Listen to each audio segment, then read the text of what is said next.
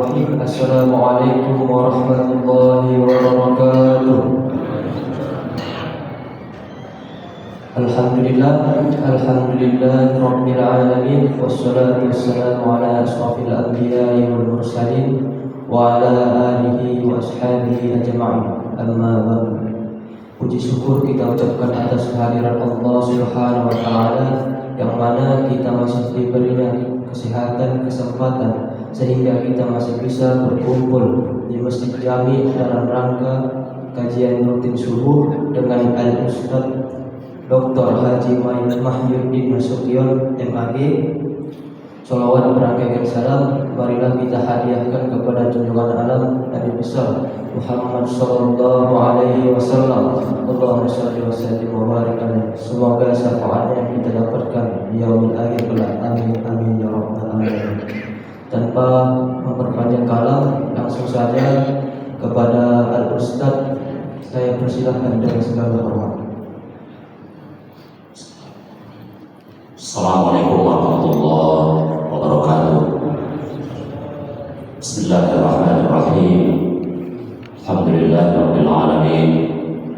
Wassalatu wassalamu ala asyrafil anbiya'i wal mursalin wa ala alihi wa ashabihi ajma'in.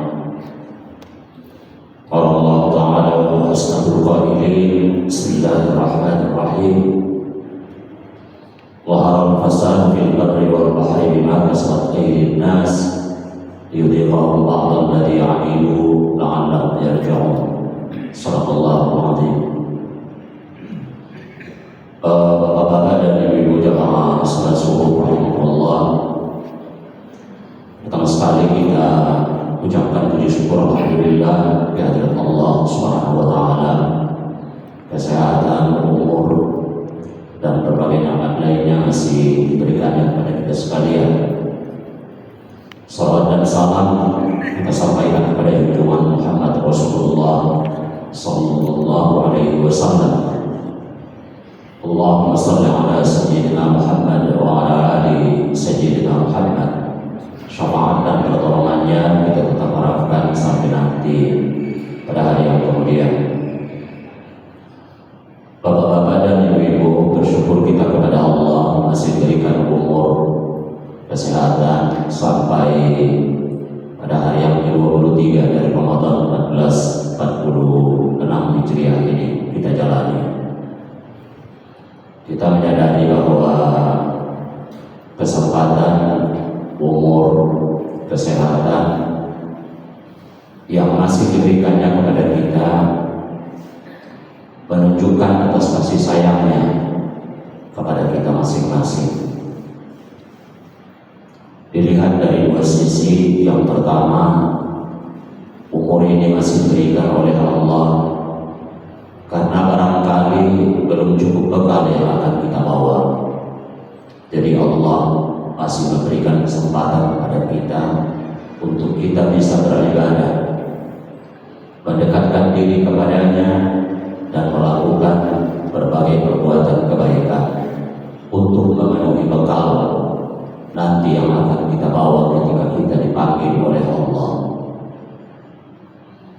Kemungkinan yang kedua, bahwa umur ini masih diberikan oleh Allah kepada kita karena barangkali masih ada dosa yang belum terampun. Jadi supaya kita bertobat, mudah-mudahan nanti dipanggil pulang sudah bersih dari dosa. Oleh sebab itu kita gunakan kesempatan umur dan kesehatan yang masih ada ini sebaik-baiknya untuk memenuhi kedua-duanya ini, supaya bekal terpenuhi, supaya dosa terampun. Bapak-bapak dan ibu-ibu, menyikapi kondisi yang dihadapi oleh sebagian saudara-saudara kita, banjir di mana-mana, gempa terjadi, itu semuanya ujian kepada yang menerima, menjadi atibar bagi yang tidak menerima. Tujuan itu semua adalah supaya yang diuji dan dicoba dengan diturunkan bencana itu, mereka memperbaiki diri atau supaya mereka introspeksi. Kita melihat di Al-Quran di surah Al-Rum ayat 41, di sana Allah berfirman, "Laharal fasadu fil barri wal bahri bima kasabat aydin nas liyudhiqahum ba'dal ladzi 'amilu la'allahum yarji'un." Bencana atau kerusakan jelas terjadi baik di daratan maupun di lautan. Semuanya terjadi karena perbuatan manusia. Tujuan bencana itu ditunjukkan oleh Allah. Yang pertama, liyudhiqahum ba'dal ladzi 'amilu, supaya mereka itu merasakan sebagian akibat dari perbuatan yang mereka lakukan. Jadi diturunkan Allah pada bencana biar tahu kamu, kata Allah, sebagian akibat dari perbuatan yang kamu lakukan ini seperti inilah. Itu sebagian baru, sebagian yang lainnya nanti pasti akan diterima di akhirat oleh orang-orang yang melakukan perbuatan kezaliman, melakukan perbuatan dosa. Tujuan yang kedua bencana itu diturunkan oleh Allah la'allahum yarji'un, supaya mereka kembali ke jalan yang benar. Karena itu kalau kita memahami ayat ini, karena sudah tidak di jalan yang benarlah manusia itu, maka bencana itu turun. Jadi tujuan bencana itu supaya mereka itu merasakan sebagian akibat dari perbuatan yang mereka lakukan. Yang kedua tujuannya supaya mereka kembali ke jalan yang benar.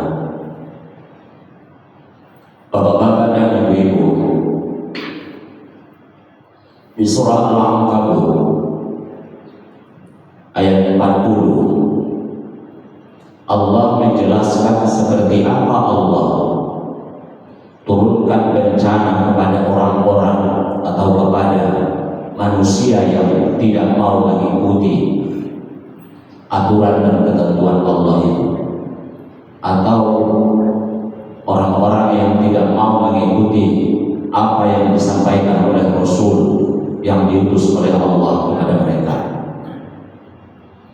Allah berfirman di Al-Ankabut ayat 40 itu, "Fakullan akhadna bidambi faminhum man arsalna alaihi hasiba wa minhum man akhadathu as-sayhah wa minhum man khasafna bihi al-ard wa minhum man aghraqna wa ma kana Allahu liyadhlimahum walakin kanu anfusahum yadhlimun." Setiap umat, kata Allah, akhadna bidambi, kami akan turunkan bencana kepada mereka itu sesuai dengan dosa yang mereka perbuat. Maka di antara mereka ada yang kami turunkan hujan batu kerikil, ada yang kami perdengarkan suara yang mengguntur, ada yang kami benam ke perut bumi, dan ada yang kami tenggelamkan. Kami tidak bermaksud untuk menzalim mereka, kata Allah, tapi justru mereka yang menzalim diri mereka sendiri. Maka di antara umat Rasul terdahulu itu ada yang diturunkan oleh Allah bala bencana dengan diturunkan hujan batu kerikil. Punah generasi itu karena hujan batu kerikil itu. Itu umatnya Nabi Lut alaihissalam. Habis dari muka bumi ini, diganti oleh Allah dengan generasi yang lain. Ada yang mendengarkan suara mengguntur sampai mematikan. Itu juga habis generasi itu, termasuk umatnya Nabi Saleh alaihissalam, karena mereka tidak mengikuti apa yang disampaikan oleh Nabi Ada yang dibenamkan oleh Allah ke perut bumi, itu umatnya dari Musa. Qarun, Fir'aun, itu dibenamkan oleh Allah ke perut bumi. Bukan saja manusianya yang dibenamkan, tapi justru ikut bersama dengan semua harta kekayaan yang mereka miliki, dibenamkan oleh Allah. Ada yang kami tenggelamkan, kata Allah, itu umatnya Nabi Nuh alaihissalam.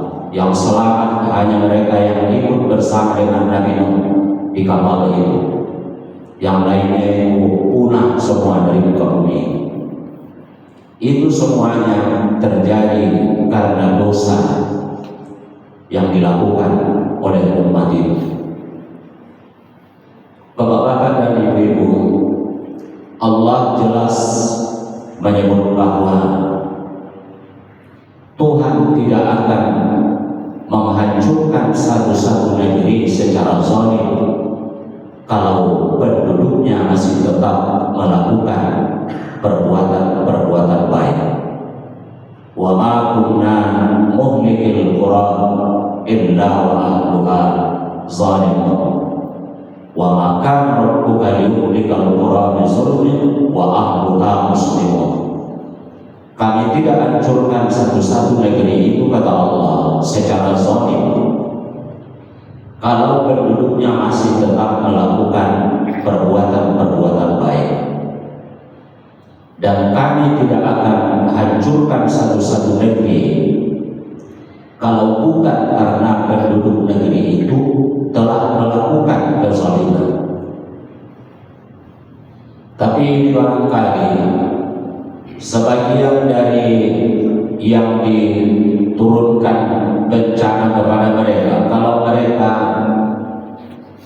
disampaikan ayat ini, bisa saja mereka tidak bisa menerima ini. Tapi Allah menyebutkan seperti itu. Bencana itu tidak akan turun kalau penduduk negeri itu masih melakukan kebaikan. Karena sudah tidak melakukan kebaikanlah, maka turun bencana. Kami tidak akan hancurkan satu-satu negeri itu kalau bukan karena penduduk negeri itu telah melakukan kezaliman. Maka dari ayat ini dipahami, karena umat di negeri itu telah melakukan kezalimanlah, maka turun bencana. Kalau ada yang marah karena itu, ya marah sama Allah lah, karena Allah yang bilang seperti itu. Bapak-bapak dan ibu-ibu, upaya untuk membersihkan diri dari dosa itu bisa dilakukan dengan bermacam cara.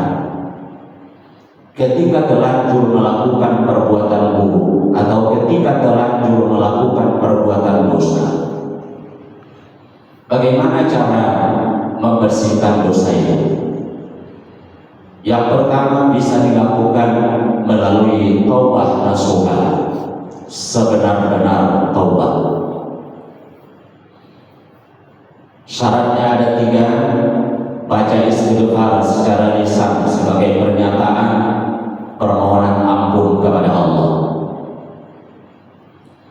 putuskan untuk tidak mengulangi perbuatan dosa itu sampai mati, dan sesali perbuatan dosa itu. Itu kalau dosanya kepada Allah. Kalau dosanya kepada manusia, minta maaf kepada siapa dan karena siapa dosa itu muncul. Kalau ada kaitannya dengan harta, minta izinkan harta itu kepada yang punya. Kalau tak diizinkannya harus diganti. Jadi tidak cukup dengan beristighfar kepada Allah.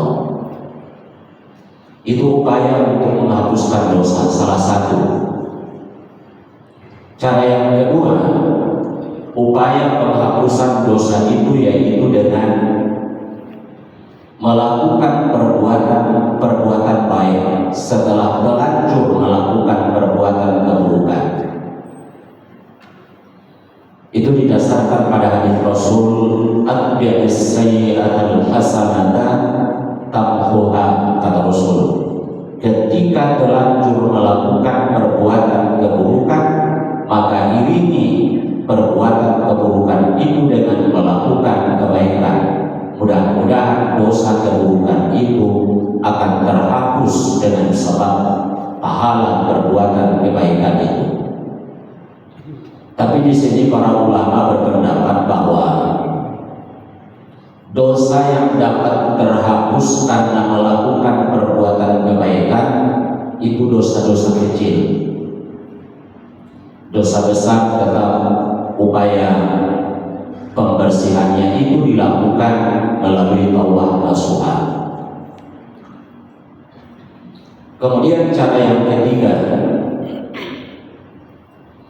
penghapusan dosa itu bisa terhapus karena Allah uji orang itu, atau Allah turunkan ujian kepada mereka dan mereka menyikapinya dengan kesabaran.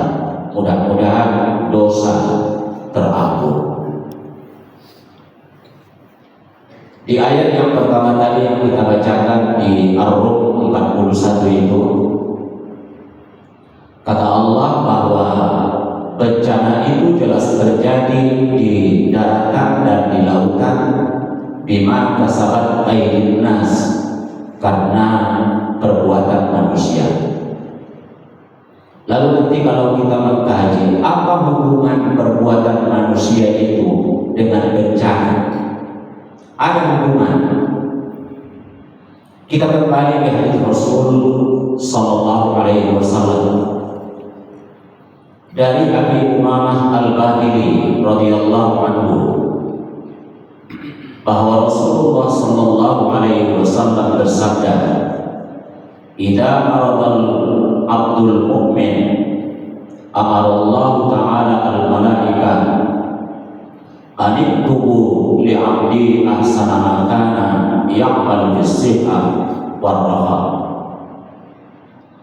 Apabila seseorang hamba yang mukmin itu sakit, kata Rasul, maka Allah mengutus 4 malaikat kepada yang bersangkutan untuk mencatat terhadap siapa itu tentang perbuatan yang lebih baik dari apa yang sudah pernah ia lakukan pada waktu ia dalam keadaan sehat dan pada waktu ia dalam keadaan lapar. Di hadis yang lain Rasul bersabda, "Umma yaumun wa lailatun kafaratu sanah." Demam atau sakit 1 hari 1 malam itu dapat menghapuskan dosa 1 tahun, kata Rasulullah. Kalau kita hubungkan ayat tadi dengan hadis Rasul ini, apa hubungan perbuatan manusia yang melanggar aturan atau yang melakukan perbuatan dosa itu dengan bala bencana? Maka di keterangan lebih lanjut Rasul sallallahu alaihi wasallam menjelaskan, kalau Allah berkehendak untuk membersihkan seseorang dari dosanya, maka Allah buat dia atau Allah uji dia dengan penyakit. Dibuat Tuhan dia sakit. Kata Rasulullah, ketika yang bersangkutan akan menjalani sakit itu, Allah utus 4 malaikat kepada yang bersangkutan, masing-masing dengan tugas. Yang satu mencabut perasaan lidahnya, yang satu mencabut kecerahan wajahnya, yang satu mencabut kekuatan tubuhnya, dan yang satu lagi mencabut dosanya, kata Rasul. Lalu yang bersangkutan pun sakit, dijalaninya lah sakit itu.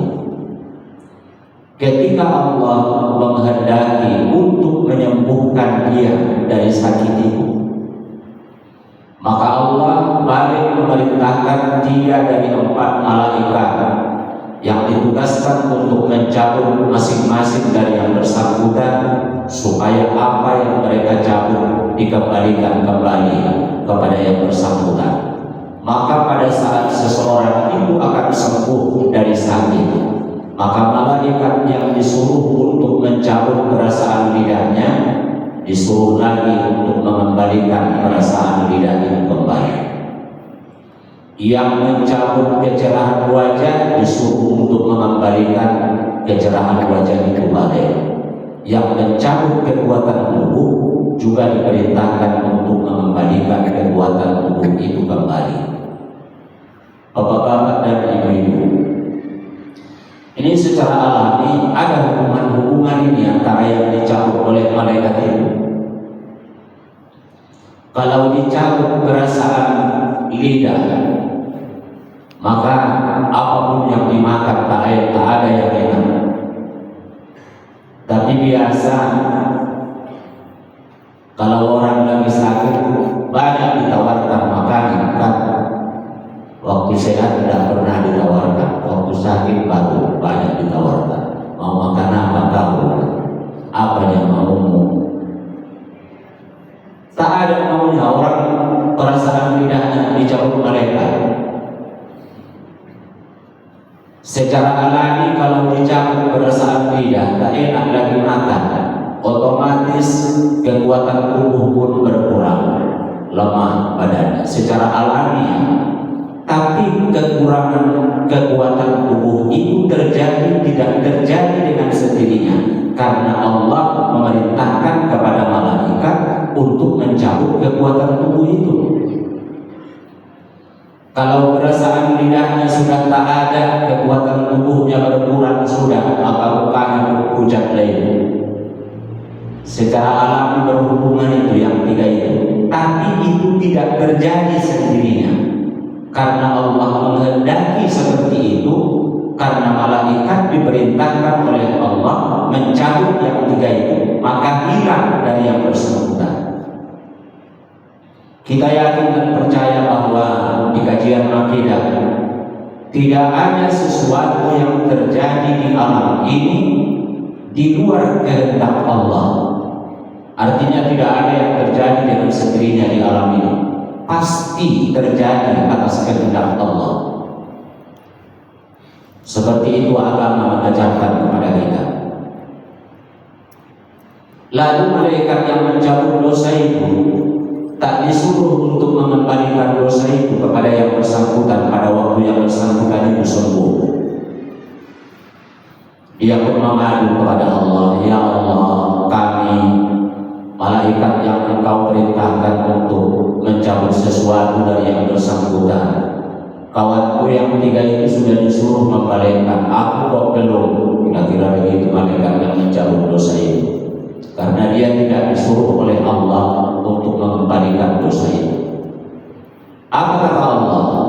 Bagaimana ya kau lihat dia waktu sakit? Kata Allah, bukan karena Allah tidak tahu itu ya, tapi dijelaskan oleh Rasul seperti itu supaya kita bisa melihat rentetannya itu. Bukan karena Allah tidak tahu sabar-sabar dia waktu sakit, tahunya Allah itu, tapi Rasul menjelaskan seperti itu supaya kita bisa memahaminya seperti apa nanti hubungan-hubungannya itu. Lalu kalau kebetulan yang bersangkutan itu tak sabarnya dia waktu sakit, datang kata malaikat yang mencabut dosa itu, tak sabar dia ya Allah waktu sakit itu. Datang kata Allah, balikkan dosanya itu balik sama dia. Balikkan dosa itu balik. Sakit dijalaninya, dosa tak terhapus. Itu namanya sakit yang tidak bermanfaat. Tidak bermanfaat. Sering kita dengar itu ketika pemberangkatan mayat dari rumah, pidato yang mewakili keluarga, apa dia bilang? Almarhum ini atau almarhumah ini sebelum beliau menghembuskan napas terakhir, lama ini menjalani sakit, lama ini dirawat di rumah sakit. Mudah-mudahan sakit yang dijalaninya itu sakit yang menghapuskan dosa. Kata yang pidato itu mewakili keluarga. Itu ada dalilnya, itu dalilnya hadis itu tadi. Makanya ketika diuji oleh Allah dengan sakit itu, kalau tak sabar, walaupun sudah dicabut dosanya waktu dia menjalani sakit itu, waktu dia sembuh dibalikkan balik dosa itu sama dia, balikkan balik dosanya itu, kata Allah, dibalikkan malaikat balik sama dia. Kalau ternyata dia sabar ketika menjalani sakit itu, apa kata Allah? Apa kata malaikat? Sabarnya dia, ya Allah, waktu sakit itu, kata malaikat itu. Lalu datang kata Allah, kalau seperti itu, buang dosanya itu ke laut. Kata Allah, dibuang malaikat itu dosanya ke laut. Ke laut. Bersih dia dari dosa, hapus dosa karena sakit itu. Nah, itulah sakit yang bermanfaat itu. Lalu nanti dari air laut itu, air laut yang bercampur dengan dosa itu, secara alami terjadi penguapan, muncul awan. Dari awan ini nanti terjadi bintik-bintik hujan, kemudian jadi hujan.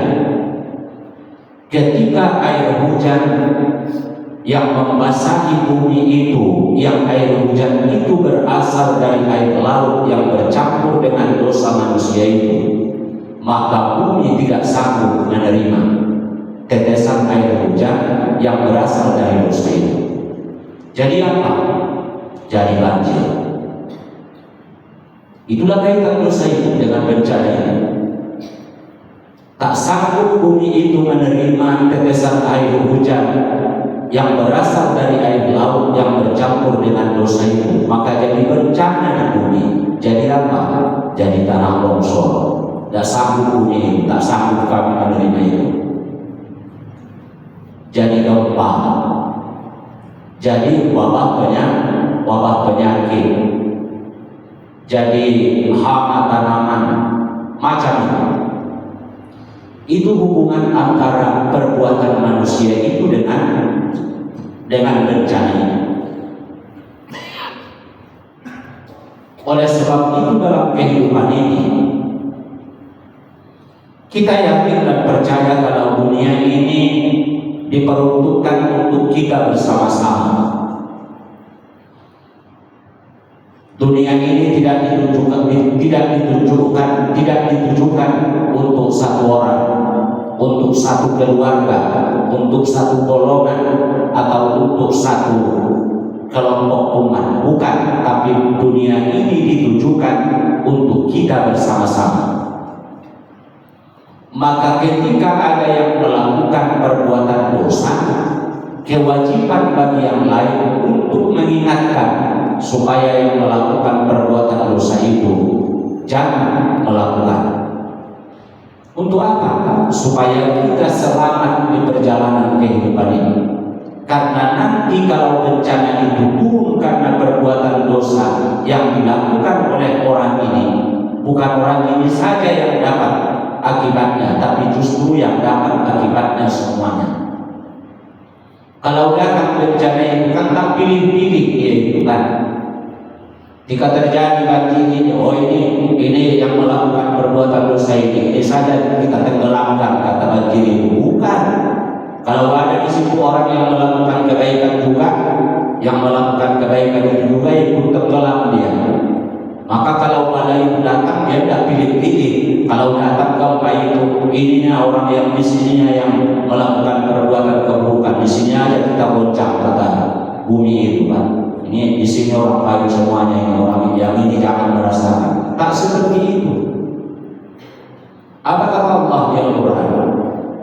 Wattaqu fitnatan la tusibanna alladziina zalamu minkum khassah wa'lamu anna Allaha syadidul 'iqab.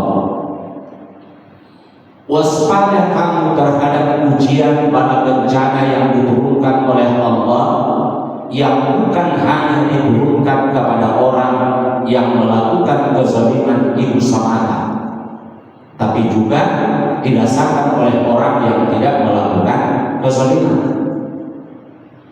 Ketahui kamulah bahwa siksa Allah itu bersangatan, kata Allah. Jadi kalau bencana itu turun, ikut semua merasakan, yang melakukan kebaikan juga ikut merasakan, yang melakukan keburukan juga ikut merasakan. Maka kewajiban kita saling mengingatkan dalam menjalani kehidupan ini. Ketika ada orang yang tidak mau diingatkan, itu menunjukkan kalau dia menganggap dunia ini diperuntukkan untuk dia sendiri. Dan itu tak benar sikapnya itu. Itu yang terjadi itu banyak sekarang. Ketika ada orang mengingatkan, "Open kali kau sama aku, apa urusanmu sama aku? Kan kalau dapat dosa aku juga yang masuk neraka itu bukan kau." Tak tahu dia kalau dia selamat di dunia ini bukan karena dia sendiri, tapi dia selamat karena orang lain. Kita balik dengan Rasul Sallallahu Alaihi Wasallam. Apa kata Rasulullah? Yadfa'ullahu al-bala an ummati amman la yusalli biman yusalli, wa yadfa'ullahu al-bala an ummati amman la yahujj biman yahujj.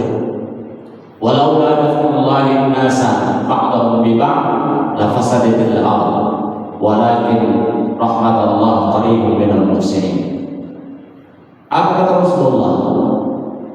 Allah tunda turunnya bencana kepada orang yang tidak melakukan sholat karena orang yang melakukan sholat. Allah tunda turunnya bencana kepada orang yang tidak melakukan ibadah haji yang seharusnya ia sudah wajib melakukan. Karena siapa? Karena orang yang melakukan ibadah haji. Kalau bukan karena Allah menunda turunnya bencana terhadap sebagian karena sebagian yang lain, maka sesungguhnya bumi akan hancur, kata Allah. Jadi orang-orang yang melakukan perbuatan dosa atau orang-orang yang tidak melakukan kewajibannya di kehidupan dunia ini, seyogianya mereka itu sudah diturunkan oleh Allah bala bencana kepada mereka, tapi bala bencana itu ditunda oleh Allah, tak turun. Karena siapa? Karena orang yang melakukan kebaikan. Artinya orang-orang yang melakukan perbuatan dosa itu selamat di kehidupan dunia ini karena orang yang tidak melakukan dosa. Lalu ketentengan pula dia menjalani kehidupan ini. Apa urusan kau sama aku? Katanya pula. Padahal dia selamat karena orang lain, bukan karena dia sendiri. Nah, bapak-bapak dan ibu-ibu, dari berbagai keterangan yang kita jelaskan ini tadi, intinya adalah ketika bencana terjadi, apa yang perlu dilakukan? Introspeksi diri untuk berubah ke arah yang lebih baik.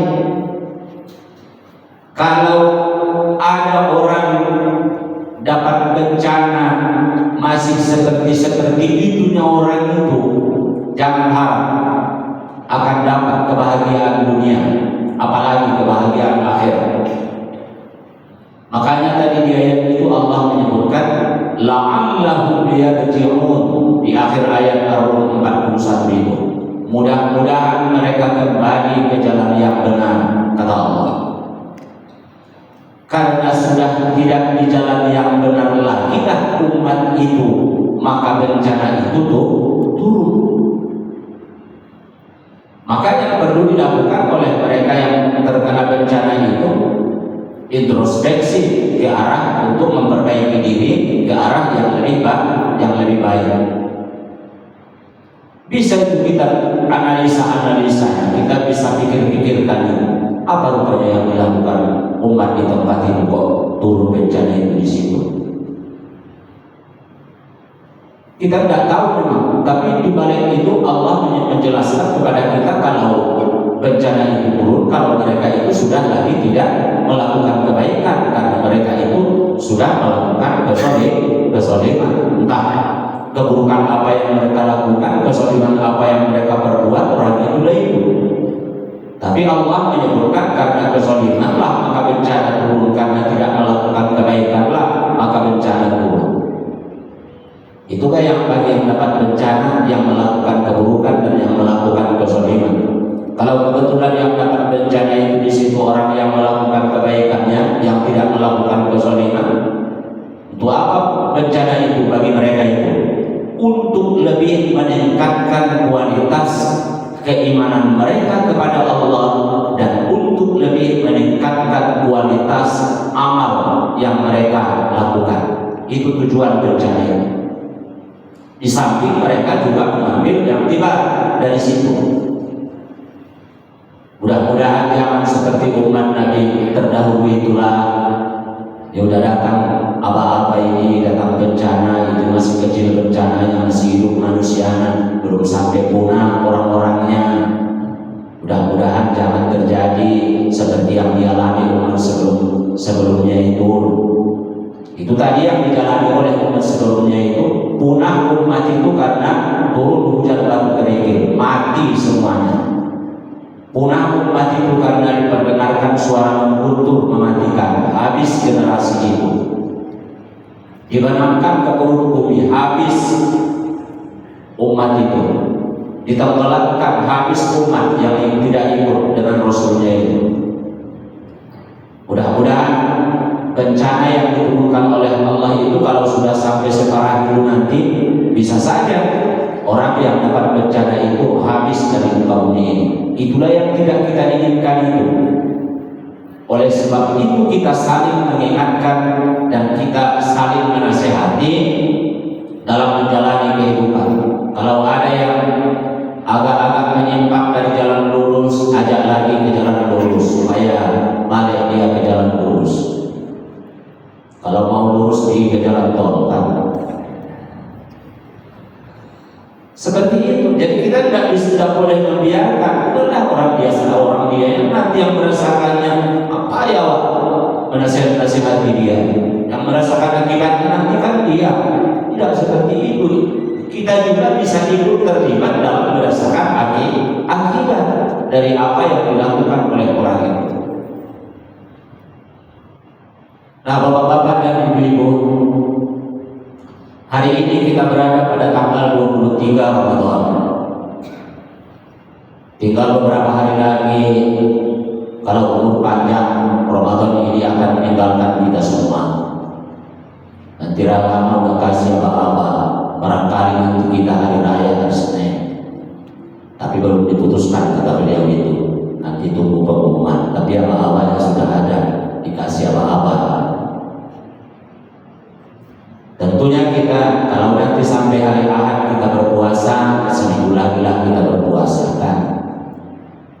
Harapannya mudah-mudahan ketika nanti kita ditinggalkan oleh Ramadan ini, jadilah kita menjadi orang yang dosanya terampun setelah kita ditinggal oleh Ramadan. Jadilah kita menjadi orang yang tetap mampu berbuat baik terhadap kedua orang tua, baik orang tua itu masih hidup atau orang tua itu telah meninggal dunia.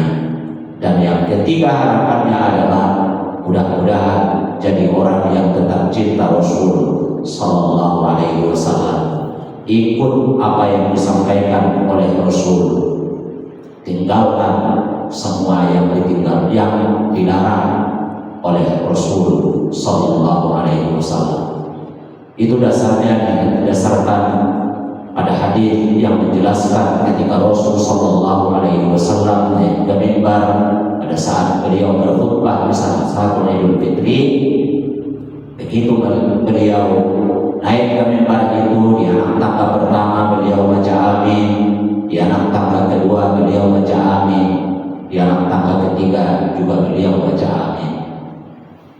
Setelah selesai khutbah Idul Fitrinya, di antara sahabat yang dekat duduknya dengan mimbar mendengar bacaan amin 3 kali yang dibaca oleh Rasul itu. Lalu mereka tanya sama Rasulullah setelah Rasul selesai berkhutbah, "Ya Rasulullah," kata mereka itu, "tadi waktu Rasul naik ke mimbar itu kami dengar Rasul baca amin kali. Amin apa itu ya Rasulullah? Kata mereka itu dijelaskan oleh Rasulullah Sallallahu Alaihi Wasallam.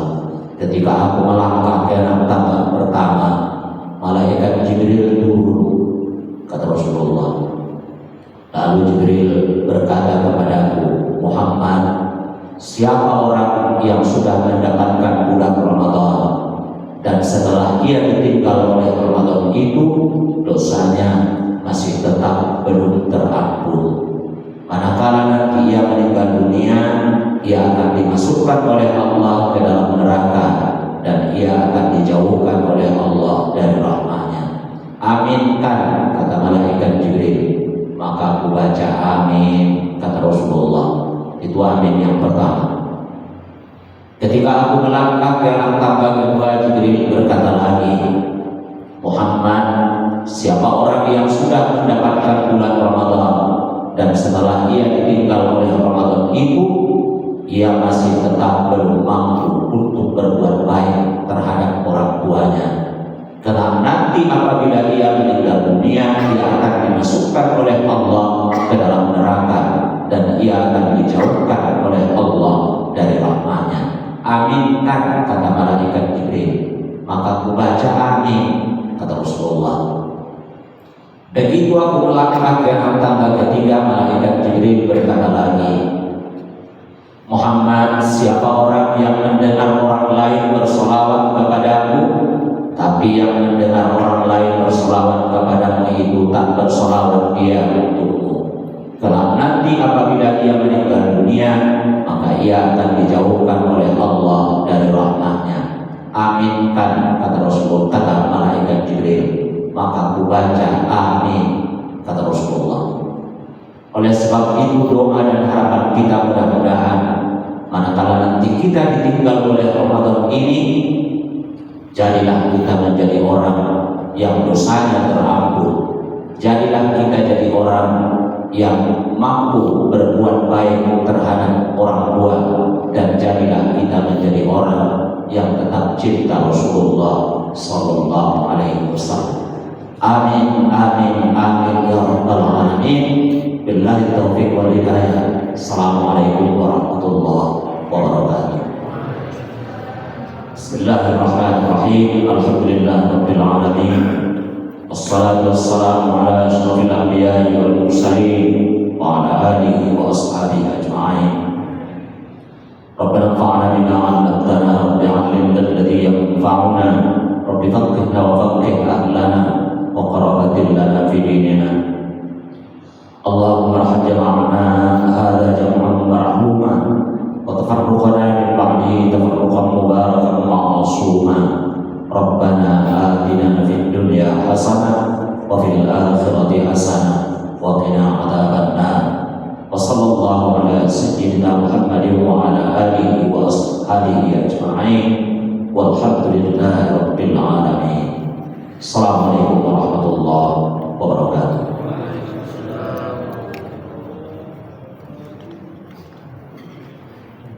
Terima kasih kepada Al-Ustaz. Mudah-mudahan apa yang disampaikan Al-Ustaz tadi bermanfaat buat Bapak Ibu semua. Mungkin ini saja yang harus saya sampaikan. Saya tutup. Billahi taufiq wal hidayah. Assalamualaikum warahmatullahi wabarakatuh.